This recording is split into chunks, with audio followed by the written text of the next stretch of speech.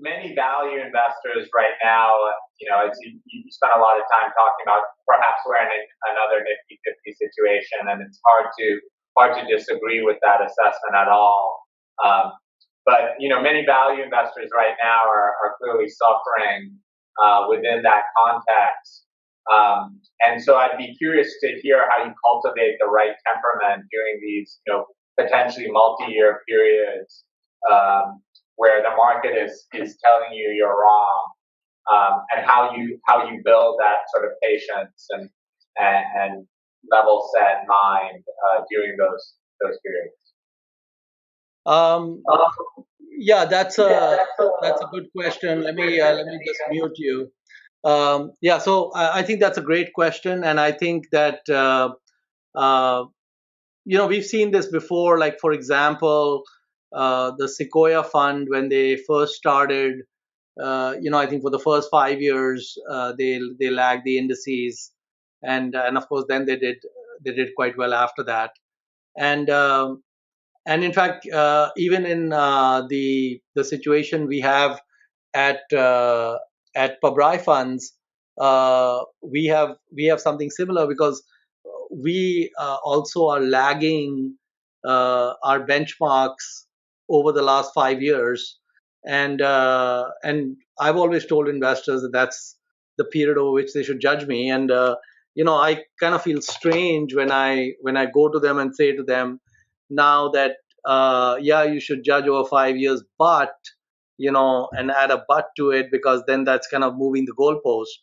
And so it just becomes uh, somewhat difficult. So what I actually did this year when we had our annual meeting, I presented a kind of a summarized version of this to investors just to give a context about one of the reasons why we may not exactly be hitting it out of the park right now, and just requested them to be patient. And of course, I think we've got an exceptional investor group at Pabrai Fund, so uh, I haven't seen the many of them wanting to leave their seats or anything like that. So it's worked out. But I think, yeah, I think for me personally, if I ignore the investors, it's a non-event in the sense that I'm really not concerned with what markets are doing. It's all about inner scorecard, as Charlie Munger talks about, and it's not worth focusing on the outer scorecard,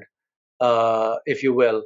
And so there it is. I had to stop sharing, so now I can see all of you quite well. So that's very nice. And we actually have a few more humans that have shown up, which is great. Uh, so hopefully they're not crashing your class, Arvind, because this is only for your class. Uh, but anyway, I think it's more about Charlie Munger and more about inner scorecard, where you basically focus on uh, what we think are the most important things, and not focus so much on how the world looks at you. Focus on how the reality of what you think the world is all about. And so I have always had a natural temperament and tendency to do that. In fact, like when we had the financial crisis, and at that time, Pabrai Funds was down close to 70% in 2008. And of course, the markets were down, less than 40%, like 37 or 38%. So we did much worse than the market at that time. And part of it was, dumb errors on my part, and part of it was just some of our stuff got beaten up more than it should have.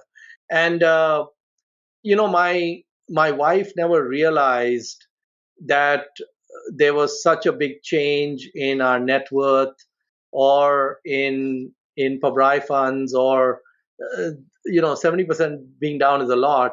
But quite frankly, the way I look at life is very simply, which is that if wealth is lost, nothing is lost.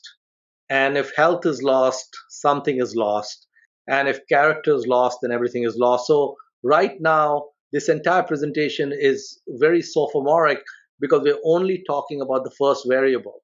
When are we going to, Arvind, have a talk which will focus on health and character instead of just talking about Well, I'm hoping that's the reason we're going to rage, Manish.